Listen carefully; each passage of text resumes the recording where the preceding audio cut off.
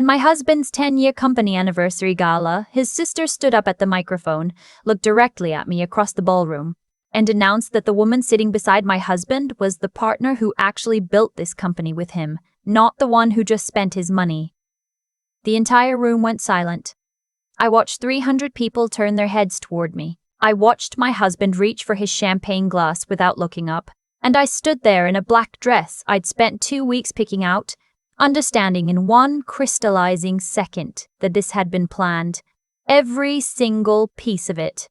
But what none of them knew, what my sister-in-law hadn't counted on, was what I had in the envelope sitting in my purse. I should back up. My husband, who I'll call my husband throughout this because I can't bring myself to use his name anymore even now, had built his commercial real estate firm from a second bedroom in our condo in Ottawa. I know this because I was there. I quit my job as a paralegal at 31 to handle his contracts while he handled clients. I organized his filing system, proofread every lease agreement that went out the door, drove him to 6 a.m. property viewings in January when his car wouldn't start. When he needed a cosigner on his first commercial loan because his credit was still recovering from a bad investment in his 20s, I signed. We'd been married 4 years at that point. I thought that's what you did.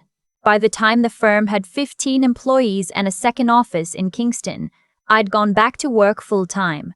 I didn't mind stepping back. It was his dream, and I was proud of how far he'd come. We had a good life, a house in Kanata, weekends at his family's cottage in the Rattle Lakes, dinner parties I actually enjoyed. I thought we were solid.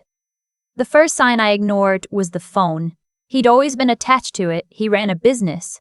I understood that. But sometime around last March, there was a shift.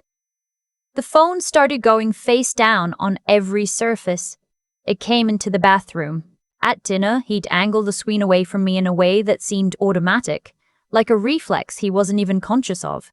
When I asked once, casually, who he was texting, he said, "Realtors in Kingston," and changed the subject so smoothly I almost didn't notice he'd done it.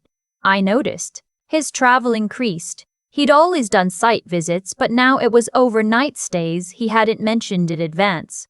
Toronto on a Tuesday, back Thursday, Montreal the following week for a property viewing that ran long.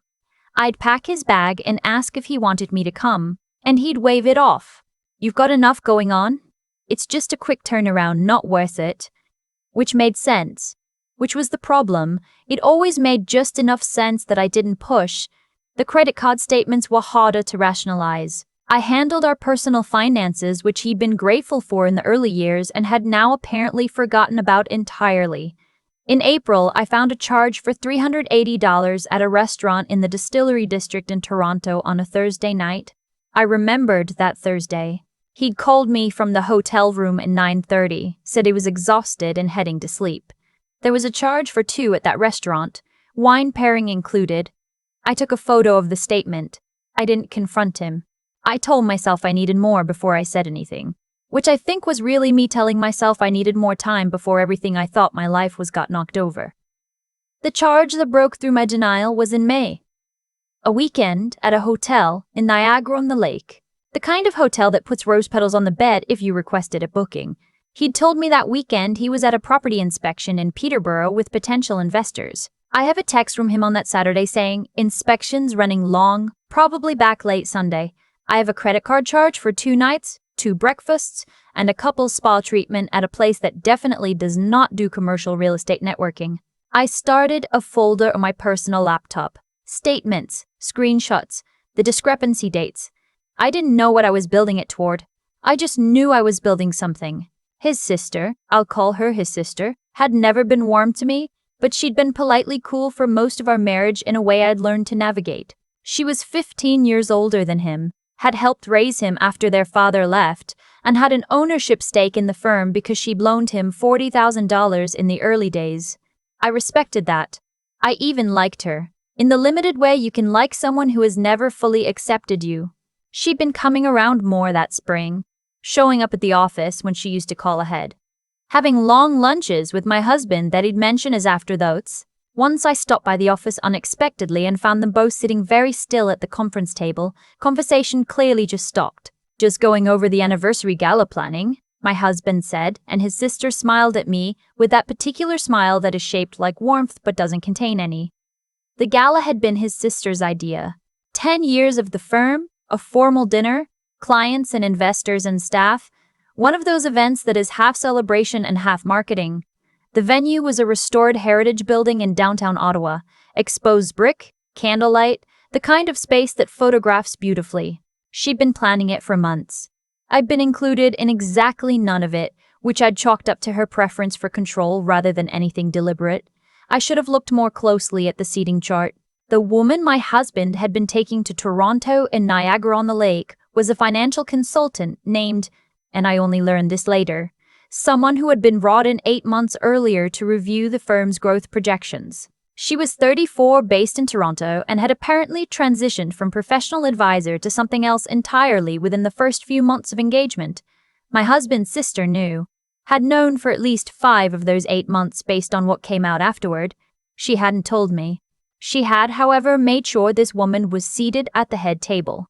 I didn't know any of this the night of the gala. I knew my folder of credit card statements. I knew my gut, which had been loud and constant for 2 months. I put on my black dress and I went. The first 2 hours were fine the way a held breath is fine. My husband was charming and social, the version of him I'd fallen in love with. Easy in a room, good at making people feel seen, genuinely proud of what he'd built. I sat with some of his long-term clients and had conversations I mostly couldn't retain afterward. I watched the consultant across the room and recognized her only because she moved through the space like someone who felt entitled to it. There was a comfort in her body language around my husband that had nothing to do with business. His sister watched me notice. Dinner was served, speeches were made, the evening moved the way these evenings do. My husband spoke beautifully about the past 10 years and thanked me by name, which I've thought about many times since. He looked at me when he said it. I still don't know what that look was. It was after dessert that his sister took the microphone. She talked about the firm's history, about her brother's vision, about hard work and building something that lasts, all of it warm, all of it polished. She'd clearly practiced. And then she said she wanted to recognize everyone who had contributed to the firm's success over the past decade. She mentioned 2 senior staff members, she mentioned an early investor, and then she turned toward the head table and said that she wanted to especially acknowledge the woman who had been a genuine partner in this firm's evolution over the last year. Someone who actually understands this business and what it takes to grow it.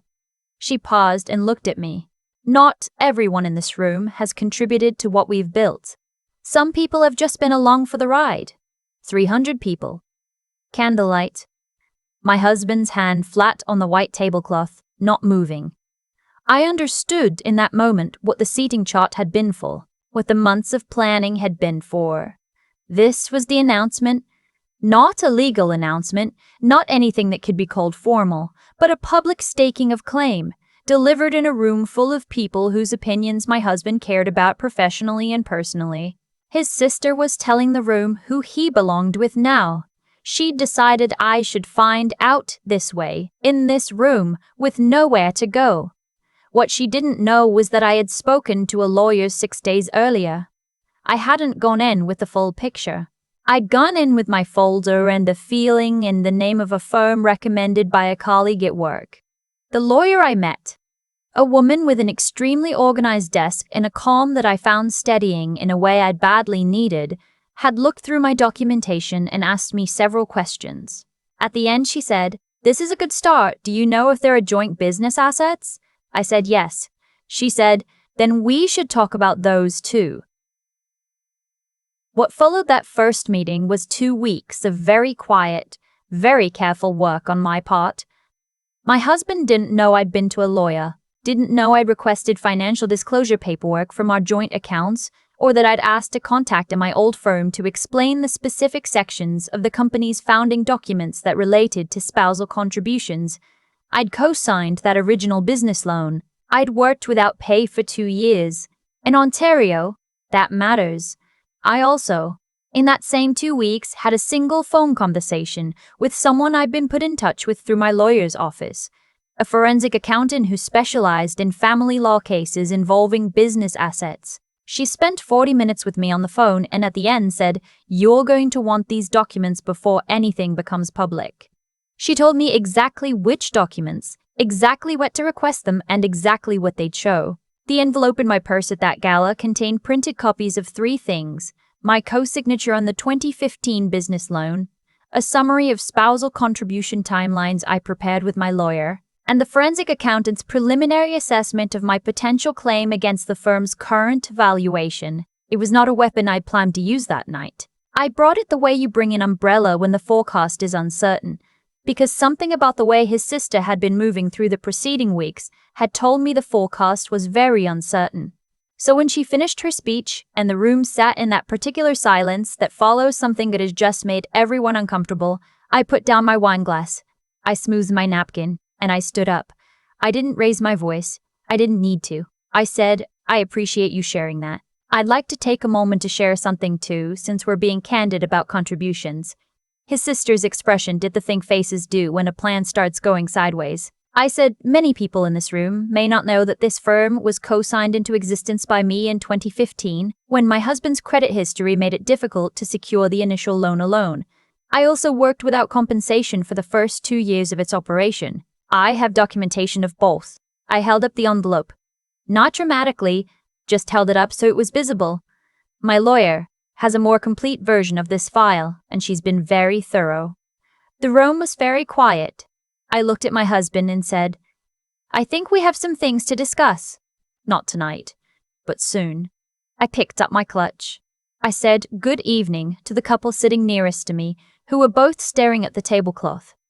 I walked out of that heritage building on the arm of no one, in the dress I'd spent 2 weeks picking out, and I did not look back. My lawyer filed the following Monday. My husband's response, through his own legal counsel, arrived within a week. It was not combative. I think the loan co-signature, combined with the 2 years of undocumented labor contribution, made combative feel inadvisable to his team. Under Ontario's Family Law Act, contributions to a spouse's business during marriage carry weight, and the forensic accountant's valuation had arrived by then in full, 47 pages that his lawyers did not enjoy reading. The process wasn't fast. These things aren't. But it also wasn't the brutal, years-long war I'd braced myself for. His legal team understood the position he was in. Mine made sure they understood it clearly. His sister had less leverage than she'd imagined she'd have. The Gala speech had been witnessed by 300 people, some of whom were very willing to provide statements about the climate of the evening. One of his own senior staff members, a woman who'd worked at the firm since year 3 and who had watched my husband's behavior shift over the preceding year, came forward on her own. She didn't want her name associated with a firm that operated this way, she said.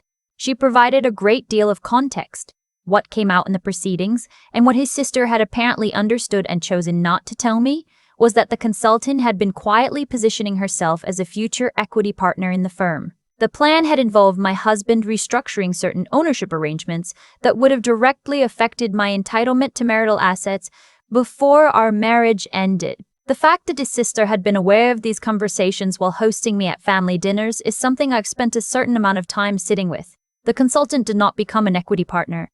The restructuring did not occur. The Gala speech, intended to humiliate me into a corner, had instead triggered the one response nobody in that plan had prepared for. My settlement was reached 7 months after I walked out of that ballroom. I received a fair share of the assessed marital assets, including recognition of my early contribution to the firm's foundation. I kept the house. I kept my retirement savings. I was fully protected from any liability related to business decisions made after my involvement ended. My lawyer was, as I've told several people since, exceptional. My husband's restructuring plans did not survive scrutiny. Several of his major clients, who had been at that gala, quietly began exploring other firms in the months that followed. One of his senior staff left. Professional reputation, it turns out, is not separate from personal conduct. It's downstream of it. His sister was not at the settlement signing. She was not part of any of the formal proceedings. But someone who'd been at the gala told me months later that she'd been at a charity lunch they both attended and that she'd looked like someone who'd been carrying something very heavy for a very long time. I didn't feel the satisfaction I might have expected to feel hearing that. I mostly just felt tired. And then, underneath the tired, something that was beginning to feel like relief. The forensic accountant who'd spent 40 minutes with me on the phone turned out to be the most important phone call I made during that entire period. She has since been recommended to 2 other women I know, both of whom were navigating situations where business and marriage were tangled together in ways that felt impossible to separate. They're both okay now. More than okay. I'm working again, full-time, in a different firm where I came back with the experience of 10 years and the title that should have come with it the first time. I don't talk about what happened in the way you might expect me to. I don't post about it. I don't bring it up at dinner parties. But I've thought a lot about that moment at the gala when I stood up. How it hadn't been dramatic, hadn't been planned, hadn't been the revenge I might have scripted in a darker version of that evening. It had just been me. Choosing not to sit down. Choosing to say out loud what was real, in a room full of people with documentation to back it up. That's the thing nobody tells you about situations like this. The preparation matters more than the moment. The moment just gives you somewhere to put everything you've quietly built. I walked out of that building with exactly what I walked in with. And then the law did the rest. I keep coming back to the moment I put my wine glass down, not the legal settlement, not the day the divorce was finalized, not even walking out of that heritage building in downtown Ottawa into the cold night air. It's that one small gesture, setting down the glass, smoothing the napkin, standing up, that I return to most often when I think about what that period of my life was really about. My sister-in-law had spent months building toward that speech. The gala, the seating shot, the microphone, all of it was designed to make me feel like there was no ground left to stand on. And she wasn't entirely wrong about the calculation. Public humiliation works. It shrinks people. It makes them want to disappear, to absorb the blow quietly and go home and pretend it didn't happen. I understood why she thought it would work on me. I had, for a long time, been someone who absorbed things quietly. What she couldn't have known was that the quietness had changed. Somewhere between April's credit card statement and that Monday morning in my lawyer's office, I had stopped being quiet out of avoidance and started being quiet out of purpose. There's a difference, and it took me an embarrassing amount of time to learn it. The honest thing about those months is that I wasn't especially brave. I was scared most of the time. I second-guessed myself constantly. Maybe the hotel charge had an explanation. Maybe I was reading too much into body language. Maybe I was the problem in ways I couldn't see clearly. That self-doubt is real and it's worth naming, because I think a lot of people sitting in similar situations mistake that fear for weakness. It isn't. Fear just means the stakes are real. What matters is what you do while you're afraid. What I did was keep the folder. Keep taking photos of the statements. Make the phone call to the lawyer even when I was hoping I wouldn't need to. Have the conversation with the forensic accountant even when I didn't fully understand what she was explaining. I showed up to each next step without knowing if it would matter, without any guarantee of how things would land. That's the thing nobody frames correctly. It wasn't confidence that got me through it. It was just the decision, made over and over in small ways, to not stop moving. My sister-in-law operated from the opposite principle. She made her calculations based on what she knew, the power dynamics, the room, the occasion, and she was certain enough in her plan that she stopped looking for what she might be missing. That certainty was her undoing. You can be the smartest person in a room and still lose badly if you've made your plan based on incomplete information and refuse to question your assumptions. She assumed I had nothing. She was wrong, and the difference between her assumption and reality was 47 pages long. I think about the forensic accountant sometimes who spent 40 minutes on the phone with someone she'd never met and told her exactly what to ask for. I think about my lawyer who looked at my folder with steady eyes and didn't tell me what to feel, just told me what the law said and what my options were. I think about the colleague who gave me the referral, who had no idea she was changing the entire trajectory of what came next. The outcome wasn't magic. It was the result of honest choices made under pressure by people, including me, who decided that integrity was worth something even when it wasn't convenient. That's really all it was. Not fate, not luck. Just a series of decisions that compounded the way decisions do in both directions. The envelope was already in my purse before she even touched the microphone.